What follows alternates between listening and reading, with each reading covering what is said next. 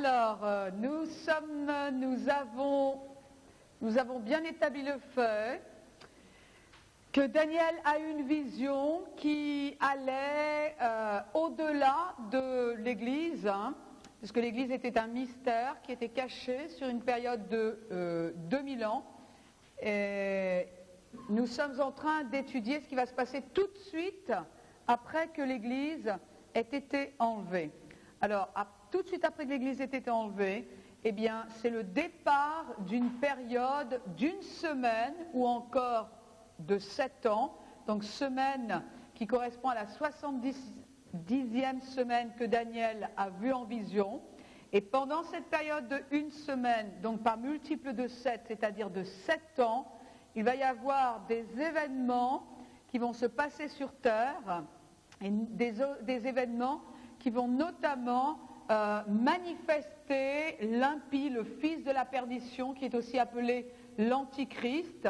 On a vu ensemble rapidement qu'il va littéralement livrer une guerre contre les Juifs, contre tous les chrétiens et contre Dieu.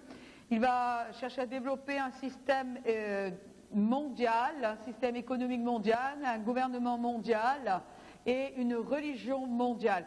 Mais pendant que toutes ces choses vont se faire sur terre, donc, on a bien compris aussi que Dieu retourne sur l'horloge juive, puisque les sacrifices dans le temple vont reprendre, les offrandes dans le temple vont reprendre. Donc on repart sur l'horloge juive, mais l'Église n'est plus sur terre. Question à 100 francs. Où est l'Église ? Au ciel. Tout le monde a gagné. L'Église est au ciel. Que va-t-elle faire au ciel ? Alors, 1 Pierre chapitre 4, verset 17, car c'est le moment où le jugement va commencer par la maison de Dieu. Or, si c'est par nous qu'il débute, quelle sera la fin de ceux qui n'obéissent pas à l'Évangile ? Et si le juste est difficilement sauvé, que deviendra celui qui est impie et pécheur ? Alors, vraiment, je vous encourage de lire tout le contexte parce que ces versets sont magnifiques. Mais effectivement, il est dit qu'il va y avoir un jugement et le jugement va commencer par la maison de Dieu, c'est-à-dire par le temple de Dieu, ou encore on pourrait dire par le corps de Christ ou par l'Église, c'est-à-dire par nous. Quand on entend parler de jugement, on a l'impression d'avoir une épée de Damoclès au-dessus de la tête et de se sentir menacé. On a peut-être même quelques fantômes religieux qui nous reviennent à la mémoire et on a peut-être tendance à vouloir comparer Dieu à un père fouettard. Mais la Bible dit, vous connaîtrez la vérité et la vérité vous rendra libre. Alors, à propos justement de l'enlèvement de l'Église, il nous est dit, on va juste le lire dans 1 Jean, chapitre 3, verset 1. Voyez quel amour le Père nous a donné, puisque nous sommes appelés enfants de Dieu, et nous le sommes. Voici pourquoi le monde ne nous connaît pas, c'est qu'il ne l'a pas connu. Bien-aimés, nous sommes maintenant enfants de Dieu, et ce que nous serons n'a pas encore été manifesté. Donc, à vrai dire, le monde n'a pas encore vu ce qu'est vraiment un enfant de Dieu. Mais nous savons que lorsqu'il sera manifesté, quand est-ce qu'il sera manifesté ? Quand il apparaîtra dans les cieux. Nous serons semblables à lui, parce que pour de bon, nous serons changés en un clin d'œil, et nous revêtirons l'incorruptibilité, parce que nous le verrons tel qu'il est. Quiconque a cette espérance en lui, l'espérance de quoi ? De voir le Seigneur, et notamment par l'enlèvement. Donc il est question de l'enlèvement de l'Église ici. Quiconque a cette espérance en lui, qu'est-ce qu'il fait ? Il se purifie, comme lui le Seigneur est pur. C'est-à-dire que quand on pense à l'enseignement relatif à l'enlèvement de l'Église, eh bien, ça donne envie de se mettre en règle vis-à-vis de Dieu. Ça donne envie de marcher droit, ça donne envie de mettre de côté notre réputation, ça donne envie de rectifier peut-être là où on sait qu'on a besoin de réajuster de manière à ce que notre vie soit harmonieuse avec la parole de Dieu. On a vraiment envie de se mettre d'aplomb avec la volonté de Dieu qui nous est révélée individuellement. Pourquoi est-ce que celui qui a l'espérance de l'enlèvement en lui se purifie? Parce qu'il sait qu'après l'enlèvement, il y a le jugement. Mais vous savez, on ne peut pas se purifier par peur, par menace d'une condamnation ou d'un jugement. Ce n'est pas pour ça qu'on se purifie. On se purifie parce qu'on aime Dieu, c'est ça la vraie motivation de la purification. C'est-à-dire de quoi? De la sanctification. Alors, qu'est-ce qui peut nous motiver à nous purifier quand on pense à l'enlèvement? Parce que la Bible dit que nous serons jugés. Alors, pour le mot jugement, regardez dans Jacques chapitre 2. Verset 6, le mot tribunal plutôt, pas jugement, tribunal. Et vous avez détrôné le pauvre, les riches ne vous oppriment-ils pas et ne vous traînent-ils pas devant les tribunaux? Il y a deux mots en grec pour tribunal. Il y a un mot que l'on a ici dans Jacques chapitre 2 verset 6. Le mot ici c'est critérion. Alors pour nous Français c'est très facile de comprendre ce mot parce qu'on entend tout de suite le mot critère. C'est-à-dire c'est un instrument ou un moyen pour tester ou juger quelque chose. Mais avec ce mot-là, cela aussi implique le lieu où est prononcé un jugement. On retrouve ce mot, simplement notez-le dans 1 Corinthiens chapitre 6, versets 2 et 4. Donc effectivement, ce mot critérion existe, où il est question d'un jugement, d'une sentence prononcée parce qu'il y a eu évaluation et mesure, c'est-à-dire qu'on a fait référence à un critère. Mais dans Romains, regardez dans Romains chapitre 14,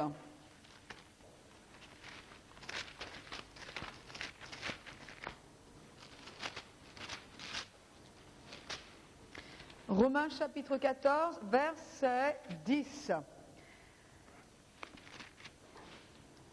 Mais toi, pourquoi juges-tu ton frère? Ou toi, pourquoi méprises-tu ton frère?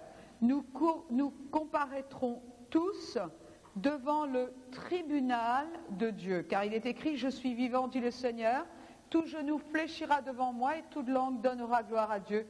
Ainsi, chacun de nous rendra compte à Dieu pour lui-même. Et ici, le mot tribunal n'est pas le mot critérion, mais c'est le mot béma. B-E-M-A. Béma. Alors, le mot béma, il faut le comprendre. Le mot béma, ce n'est pas le tribunal de justice avec la salle d'audience en bois, pour ne pas dire en marbre peut-être, dans les cas les plus terribles, avec une sentence qui est prononcée. Ce n'est pas du tout ça.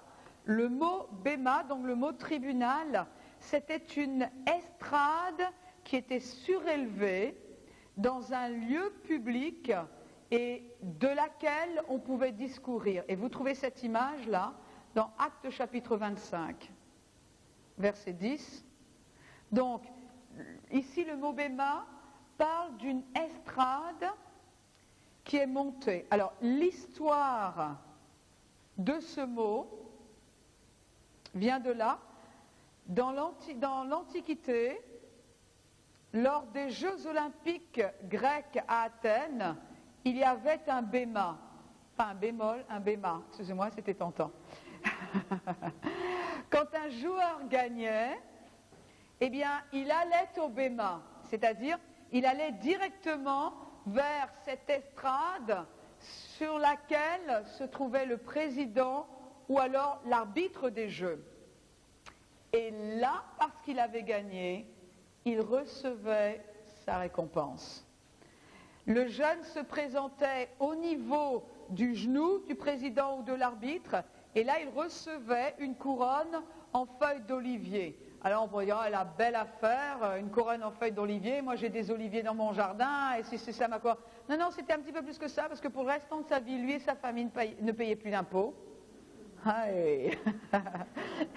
Il était nourri et vêtu par le pays pour le restant de sa vie. Il assistait au jeu pour le restant de sa vie. Et avec ce mot est associée l'idée d'honneur. On parle de quoi? On parle du tribunal de Christ.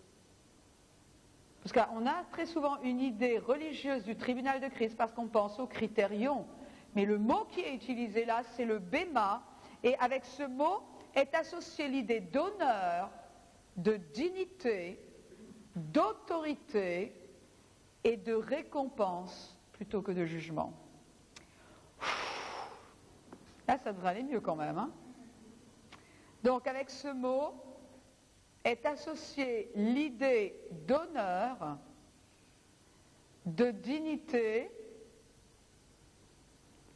d'autorité et de récompense plutôt que de jugement. C'est-à-dire c'est le coureur qui termine sa course et qui gagne, celui-là il va chercher en quelque sorte sa récompense. Et officiellement, publiquement, on la lui décerne. Ça ne vous fait pas penser à Hébreux? Regardez. Hébreux chapitre 12.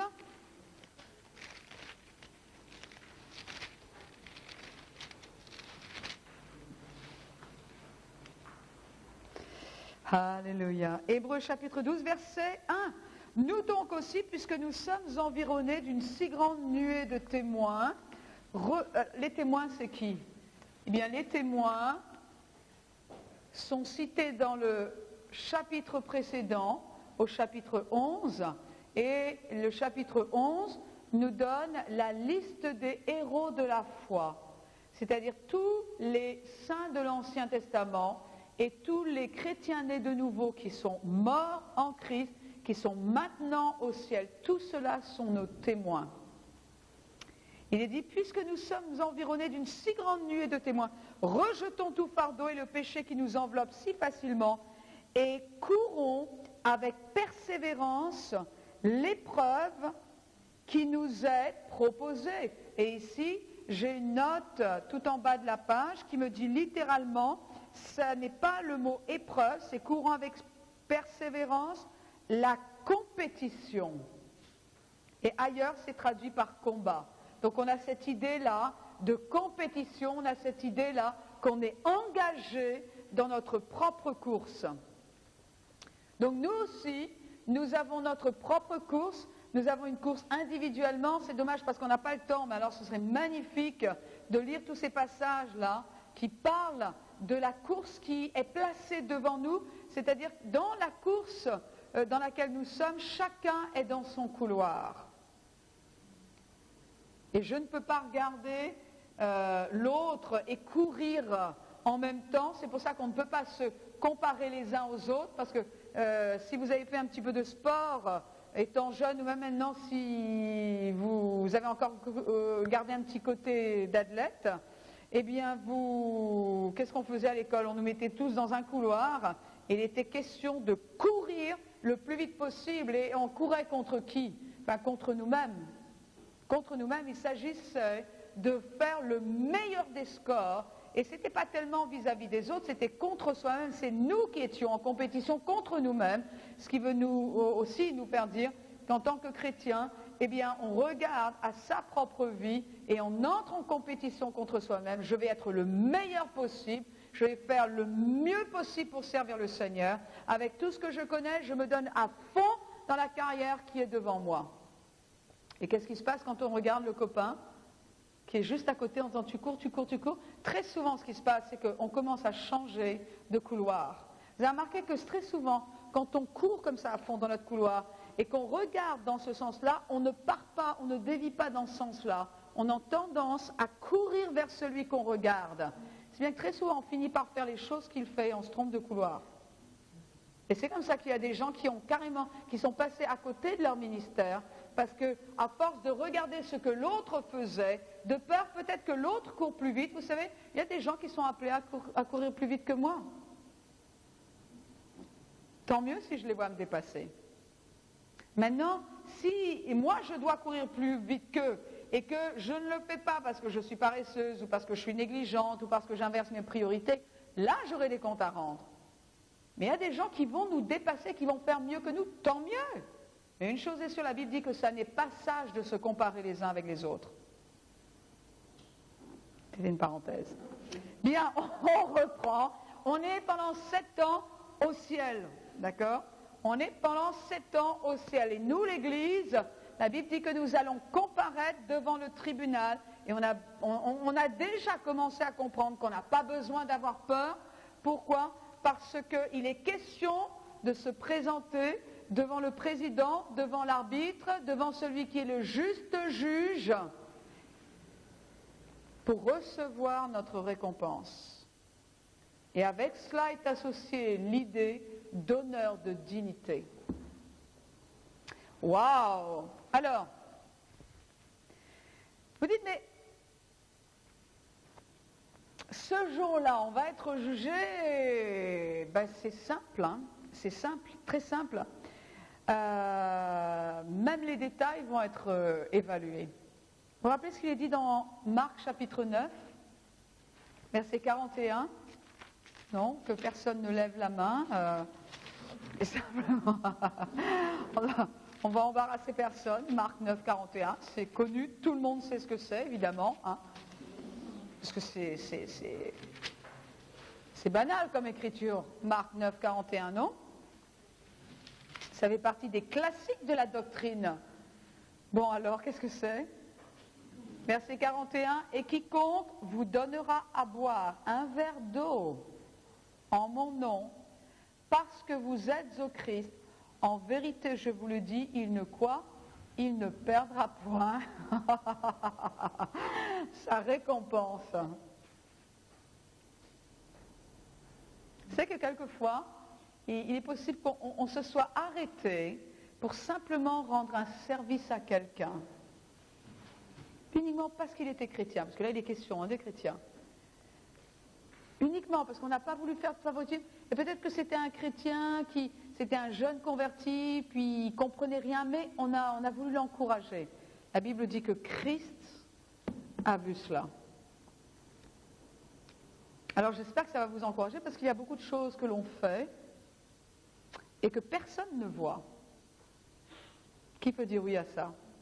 Ben évidemment, vous dites, oh, c'est pas de l'orgueil. Non, c'est la réalité, tout simplement. Hein. Il y a beaucoup de choses que l'on fait que personne ne voit. Mais la Bible dit que le jour de la récompense, pas le jour de la sentence, le jour de la récompense arrive. Bien. Matthieu chapitre 6, verset 1.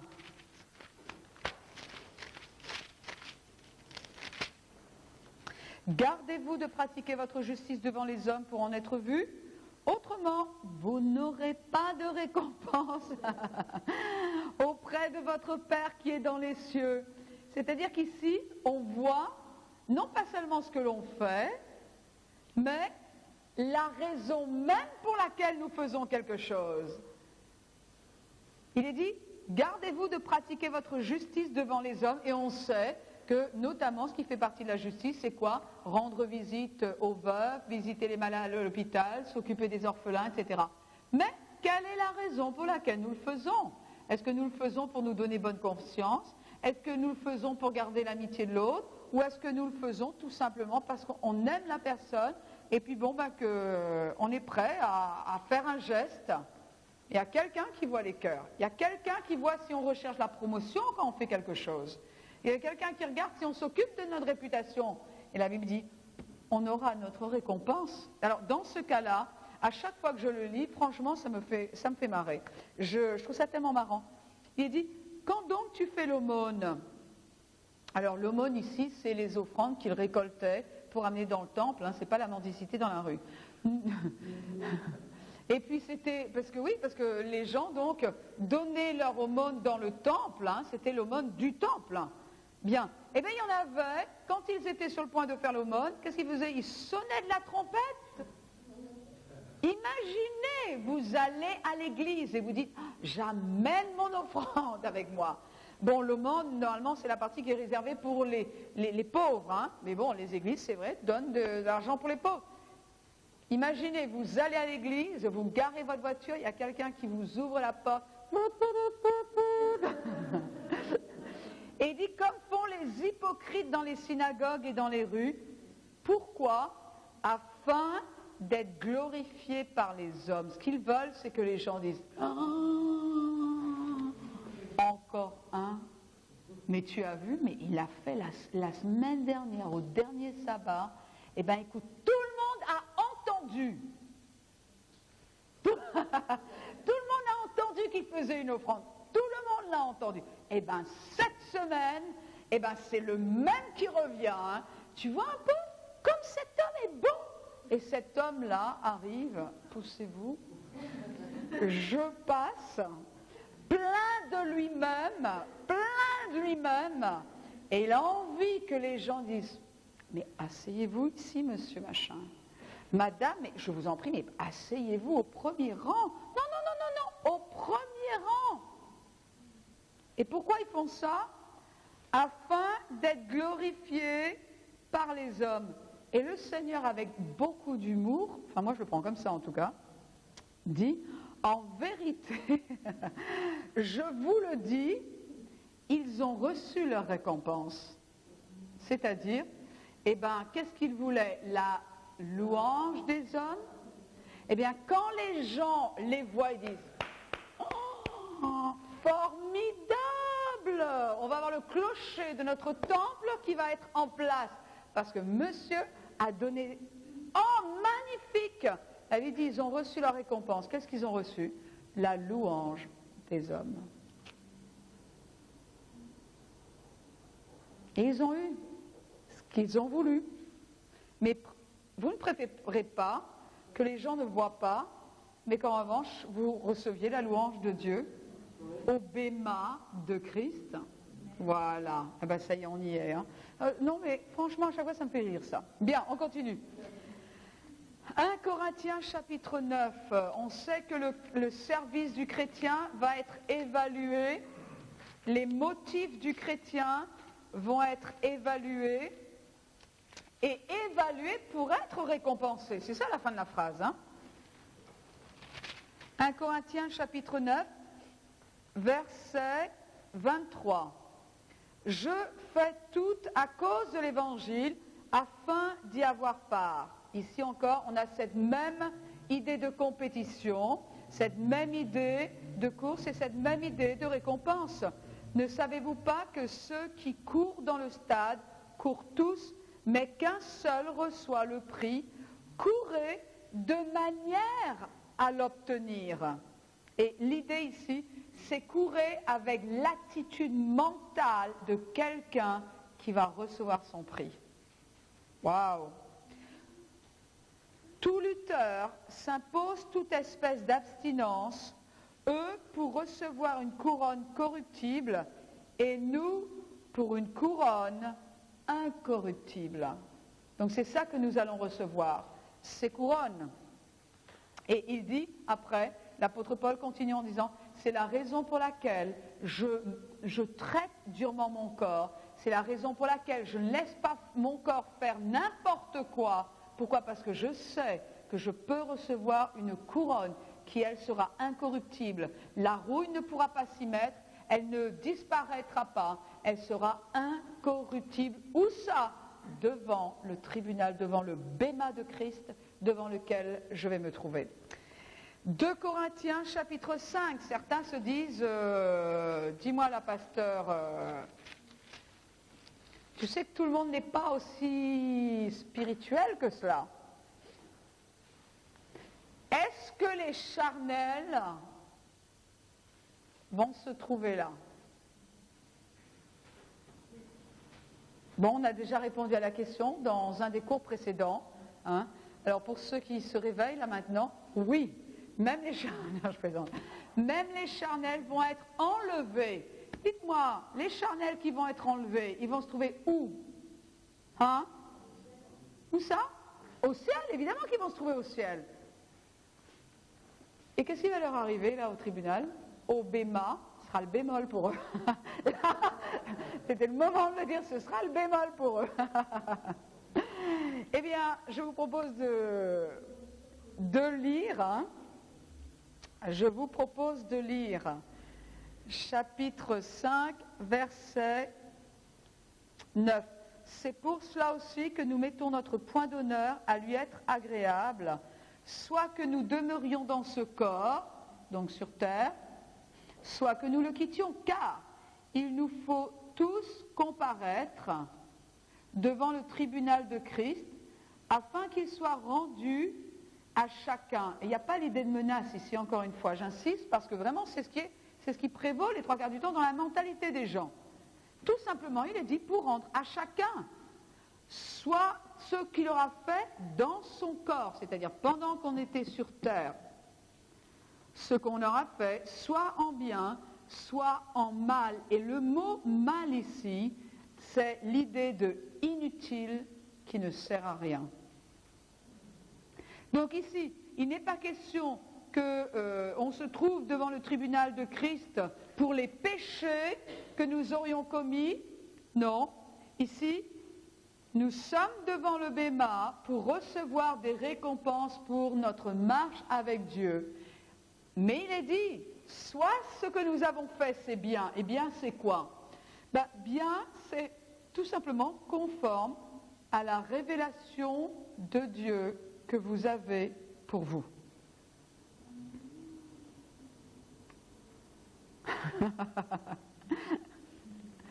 D'accord? C'est en fonction de la révélation de Dieu. Moi, je ne sais pas ce que vous avez compris que Dieu veut pour vous. Donc, en fonction de ce que vous avez compris de la volonté de Dieu pour vous et que vous avez fait, vous serez récompensé. Et la Bible dit, ou bien on fait bien dans son corps, ou on fait mal dans le sens, c'est inutile.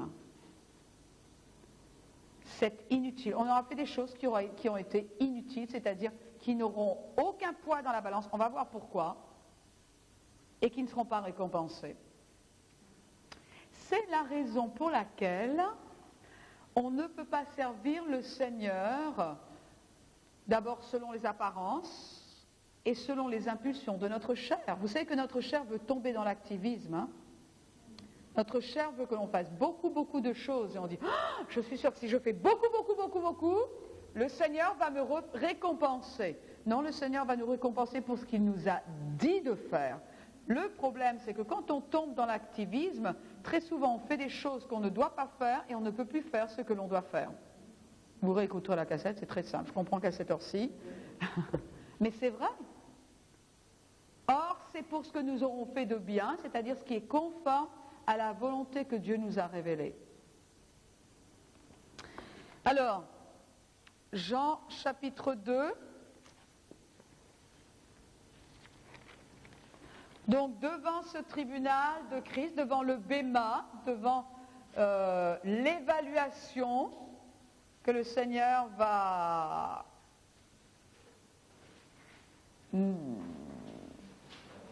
avec laquelle le Seigneur va nous juger, on voit que vraiment, non seulement ce que l'on a fait va être apprécié, c'est ça, hein, ce que l'on a fait qu'il nous demandait de faire va être apprécié, la raison pour laquelle nous avons fait ces choses va être aussi appréciée,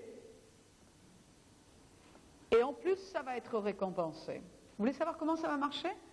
1 Corinthiens, chapitre 3. Ah si, oui, j'ai oublié cette... oui, on peut y aller, Jean, alors. Chapitre 2.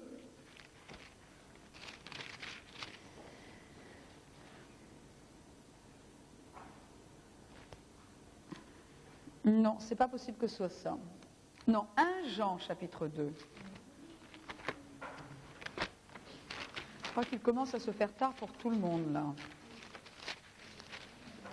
1 Jean, chapitre 2. Verset 28, bon, on l'a lu tout à l'heure. Non, c'est pas ça qu'on a lu, c'était après. Et maintenant, petits enfants, demeurez en lui, afin qu'au moment où il sera manifesté, nous ayons de l'assurance, et qu'à son avènement, nous n'ayons pas quoi? Nous n'ayons pas honte devant lui. Si vous savez qu'il est juste, reconnaissez que quiconque pratique la justice est né de lui.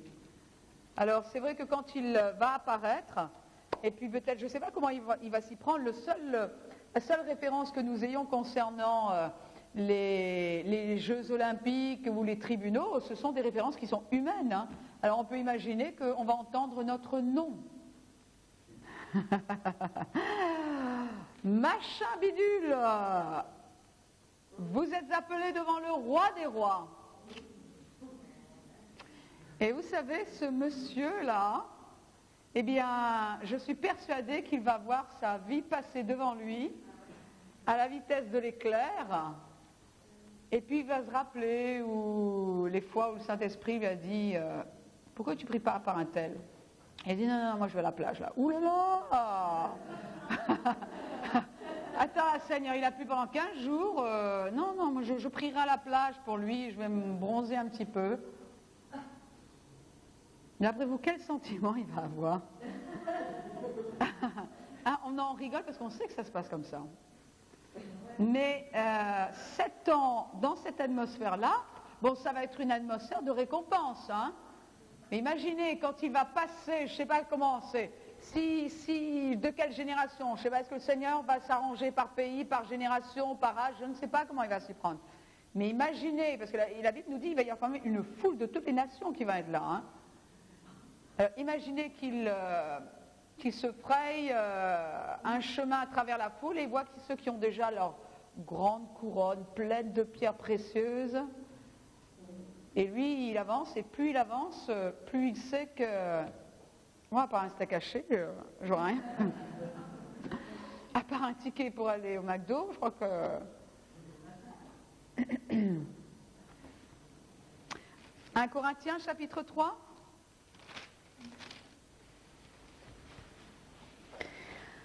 Alors, puisqu'il y aura des gens qui auront vécu charnellement, quelqu'un a posé la question, c'est quoi un charnel? Charnel vient du mot chair, c'est quelqu'un qui vit selon les impulsions de sa chair. J'ai envie de prier, hop, je prie. Oh, tiens, j'ai pas envie de prier, je ne me sens pas, comme on dit dans le Sud. Ah, je ne me sens pas aujourd'hui, tu sais.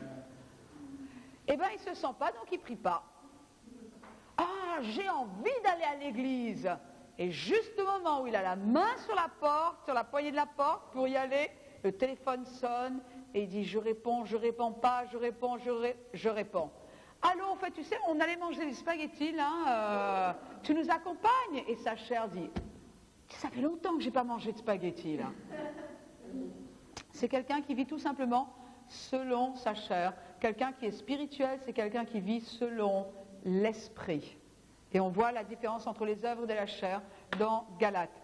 Bien, verset 1. Pour moi, frères, ce n'est pas comme à des hommes spirituels que j'ai pu vous parler, mais comme à des hommes charnels, c'est-à-dire comme à de petits enfants en Christ. Les gens qui sont charnels sont des gens, ils vivent au niveau d'un enfant en Christ. On ne peut pas leur confier de responsabilités. Et ils ne gagnent pas non plus de nouvelles âmes au Seigneur. Et ils ne savent pas comment faire des disciples. D'accord ?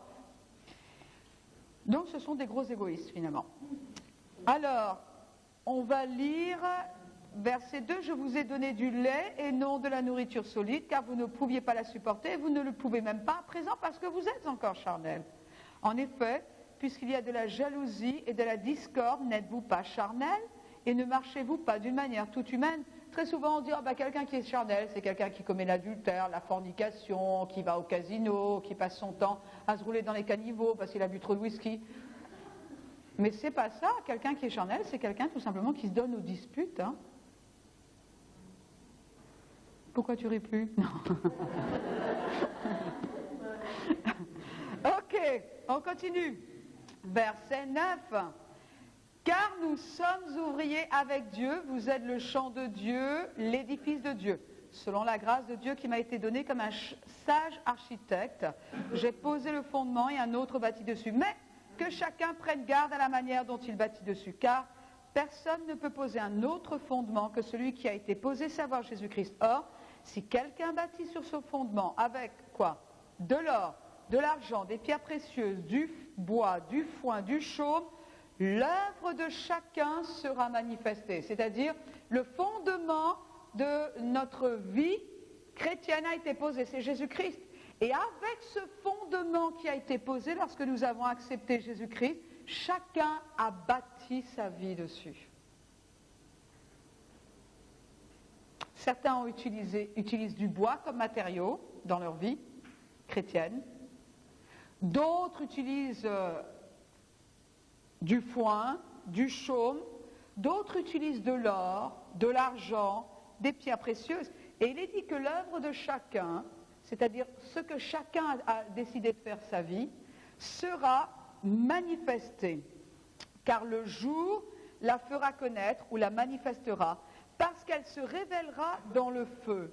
Et le feu éprouvera de quelle nature est l'œuvre de chacun, pas seulement du voisin, de chacun. Si l'œuvre bâtie par quelqu'un sur le fondement, donc il est question d'un chrétien, subsiste, c'est-à-dire si ça tient l'épreuve du feu. L'épreuve du feu, c'est la parole. Hein. Si ce que nous avons fait subsiste, écoutez-moi bien, tout le monde peut commencer. Hein. Tout le monde accepte Jésus-Christ, tout le monde peut accepter Jésus-Christ, et quand on accepte Jésus-Christ, et qu'il y a vraiment une décision du cœur, et que l'on reçoit la vie éternelle, on est sauvé, tout le monde peut commencer. Mais il est question ici de quelque chose qui subsiste, c'est-à-dire de ce à quoi nous donnons notre vie. Qu'est-ce qui va porter du fruit dans l'éternité avec ce que nous faisons de notre vie? Vous allez dire, oh ben tu sais pasteur, c'est facile de le dire pour toi, parce que toi tu prêches l'évangile, et puis qu'il y a de grandes chances que ce que tu prêches, eh bien, te fasse porter du fruit pour l'éternité, qu'il y a un résultat. Oui, mais il n'y a pas que ça. Tout ce qui contribue à l'édification du royaume de Dieu peut porter du fruit pour l'éternité. Chacun peut porter du fruit par l'éternité, par nos prières, par le service d'aide, par notre consécration, par notre style de vie consacré. On peut tous porter du fruit pour l'éternité. Il est dit, si l'œuvre bâtie par quelqu'un sur le fondement subsiste, il recevra une récompense. Et la récompense, c'est quoi? Bon, on va tout de suite... je vais continuer. Verset 15. Si l'œuvre de quelqu'un est consumée, il en subira la perte, mais pour lui, il sera sauvé. Donc vous voyez bien qu'il n'est pas question, ce n'est pas le jugement où on dit, tiens, t'es sauvé, toi, t'es perdu. Non. Tout le monde est sauvé, mais il est question de révéler les motifs, les desseins, et il est question aussi de tester la valeur, de tester ce avec quoi nous avons bâti notre vie.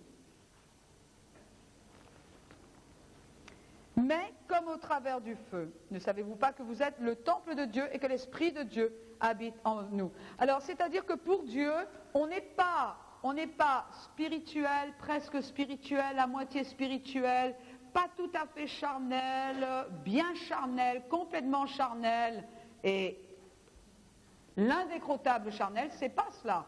Pour Dieu, on est ou spirituel ou charnel. Il n'y a pas de demi-mesure. Ou on est spirituel, ou on est charnel. D'accord?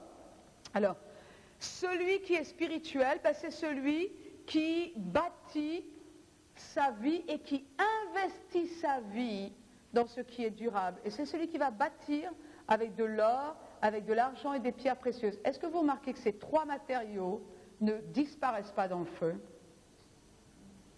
Tandis que celui qui est charnel, lui, il va uniquement se servir de ce qui est foin, chaume, bois, et ça c'est destructible. Qu'est-ce qui va lui rester? Une fois que le Seigneur aura apprécié les œuvres qu'il a faites, peut-être la personne va dire, tu sais, moi j'ai bâti un orphelinat en Sibérie. Attends là, Seigneur, moi je t'explique là. Hein.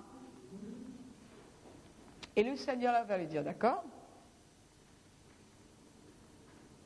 Avec quel argent?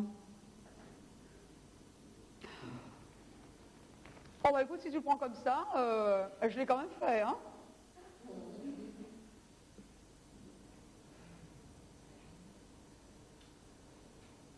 Oh mais c'était pour les orphelins en Sibérie. Et pourquoi tu l'as fait? Tu veux nous dire pourquoi tu l'as fait? Bah, c'est vrai que ça fait bien au Lions Club d'avoir son nom dans l'article. Tu comprends, Seigneur, que quelque part, ça aide dans les affaires. Même en tant que chrétien, ça aide. Vous croyez que ça va tenir la route, ça, quand même? Alors vous dites, oui, mais bon, non, mais il y a des chrétiens, il y a des charnels. Celui qui prend sa dîme et qui fait autre chose avec, qu'est-ce qu'il va pouvoir justifier au Seigneur? Qu'est-ce que vous voulez qu'il dise? Oh, mais tu sais, Seigneur, si tu savais ce que j'ai fait avec, ben justement, dis-nous ce que tu as fait avec. Tiens, on va voir si elle va tenir. Et puis, devant la parole de Dieu, il ne reste plus rien. Qu'est-ce qu'il y a? Un tas de cendres. Ben voilà, tiens. ça ne va pas passer l'épreuve du feu.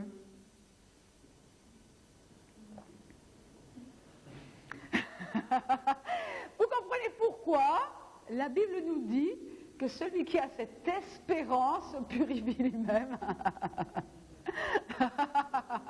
Non, on va se décontracter là parce que... Hein? Celui qui a cette espérance, il se purifie. Pourquoi? Parce qu'il sait ce qu'il attend et il ne pourra pas faire le malin, il ne pourra pas dire oui mais tu sais pas, attends, Seigneur, moi je te dis, tu sais qui est mon Père.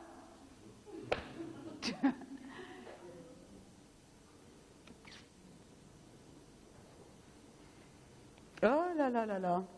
Bien. Alors, à vrai dire, toutes les œuvres qui sont en bois, en argent et en pierre précieuse, ce sont toutes les œuvres, vous savez quoi, qui tout simplement résultent de notre communion avec Dieu.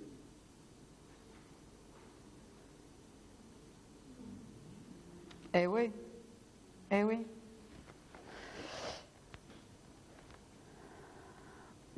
Alors, ici, il est dit, chacun recevra sa récompense, si, verset 14, hein, si l'œuvre subsiste. Quelle sera la récompense? Regardez un petit peu verset 5.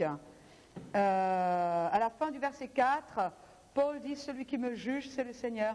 C'est pourquoi ne jugez de rien avant le temps, avant la venue du Seigneur, qui mettra en lumière ce qui est caché dans les ténèbres, et qui manifestera les desseins des cœurs. Alors, tout le monde dit alors, la louange de chacun viendra de la part de Dieu. Ce n'est pas de la part des hommes, c'est de la part de Dieu. C'est-à-dire qu'on va être récompensé pour ce qui reste. Après que le Seigneur ait évalué, et la Bible nous dit que c'est un juste juge, hein, et on sera récompensé pour ce qui va rester. Et s'il n'y a rien qui reste, bien, eh bien, au moins la personne est sauvée. On peut dire déjà ça. Vous allez dire, oui, tu sais, je comprends le raisonnement, mais il faut quand même dire, il y a une réalité, hein, et n'importe qui peut l'avoir. Tu as des gens qui sont doués et t'en as d'autres, ils ne sont pas doués. Donc, si je continue mon raisonnement, ceux qui sont doués, ils peuvent en faire plus, et ceux qui ne sont pas doués, ils vont avoir quoi comme récompense? Autre qu'un steak haché peut-être. Hein? Luc, non, parce que ça m'a béni quand j'ai lu ça. Il y a quelqu'un qui craque là ou... Non mais attendez, parce que là ça donne une chance à tout le monde. Et vraiment, ça... Il y a le rimel qui coule là, c'est ça? Il y a un, dites-moi là. Non franchement, parce que j'espère que on le fait tous, c'est vrai, quand on lit la Bible, on réfléchit. Hein? Et puis, non. Bon, maintenant, à partir de maintenant, vous savez peut-être réfléchir alors. Hein? On va lire la Bible différemment, avec d'autres lunettes. Bon, mais c'est vrai, s'il y a des gens qui sont hyper doués et qu'il y en a d'autres, les pauvres, c'est pas tout à fait ça. Comment ils vont être jugés? Luc, chapitre 19. Vous rappelez ce qu'il est dit ici? Verset 12. Un homme de haute naissance s'en alla dans un pays lointain pour recevoir la royauté et revenir ensuite. Il appela 10 de ses serviteurs, leur donna 10 mines et leur dit: fais-les valoir jusqu'à ce que je revienne. Mais ses concitoyens le haïssaient et ils envoyèrent une ambassade après lui pour dire: nous ne voulons pas que celui-là règne sur nous. Lorsqu'il fut de retour après avoir reçu la royauté, maintenant vous comprenez, lorsqu'il fut de retour après avoir, à la fin vous comprendrez ça, il fit appeler auprès de lui les serviteurs auxquels il avait donné l'argent, afin de connaître comment chacun l'avait fait valoir. Le premier vint et dit: Seigneur, ta mine a rapporté 10 mines. Il lui dit: c'est bien, bon et fidèle serviteur, parce que tu as eu beaucoup de choses, reçois le gouvernement de 10 mines. C'est ce qu'il est dit? Non, qu'est-ce qu'il est dit? Parce que quoi? Parce que tu as été fidèle. Parce que tu as été fidèle. C'est-à-dire que le Seigneur va apprécier non pas la dimension de nos œuvres, mais la fidélité. Et celui qui a eu peu de talent sera récompensé pour sa fidélité. Et là, je dis chapeau Seigneur. Franchement, vous ne pouvez pas savoir, ça m'a béni ce passage. Parce que la fidélité n'a rien à voir avec l'argent, avec l'intelligence, le nombre de talents, l'héritage que l'on reçoit ou qu'on ne reçoit pas, n'a rien à voir avec les certificats d'études que l'on a ou que l'on n'a pas. La fidélité, c'est un choix pour lequel chaque personne peut opter. Fidèle tout simplement dans ce que Dieu nous demande de faire. Il ne me demande rien d'autre, À Noé, Dieu a demandé une chose: construis-moi une arche. Basta. Une chose. Aujourd'hui, si le Seigneur demandait une chose aux chrétiens, on paniquerait tous. Mais ce que Dieu regarde, c'est la fidélité. Dieu ne regarde pas le nombre de talents qu'il a, il regarde ce que tu fais avec ce qu'il te dit de faire. Amen, c'est bon ça, non? Apocalypse chapitre 19, on va vite finir là. Oh là là. Apocalypse chapitre 19. Regardez à partir du verset 6. Et j'entendis comme la voix d'une foule nombreuse, comme la voix de grandes eaux, donc qui représentent les nations, et comme la voix de fort tonnerre, disant Alléluia, car le Seigneur Dieu le Tout-Puissant a établi son règne. Réjouissons-nous, soyons dans l'allégresse, et donnons-lui gloire, car les noces de l'agneau sont venues, et son épouse s'est préparée. Il lui a donné de se vêtir de fin lin, éclatant et pur. Le fin lin, ce sont les œuvres justes des saints, c'est-à-dire celles qui subsistent et qui ont été acceptées au Béma. Ce sont celles qui restent là. L'ange me dit: écris, heureux sont ceux qui sont appelés au festin de noces de l'agneau. Puis il me dit: ce sont les paroles véritables. Apocalypse chapitre 4.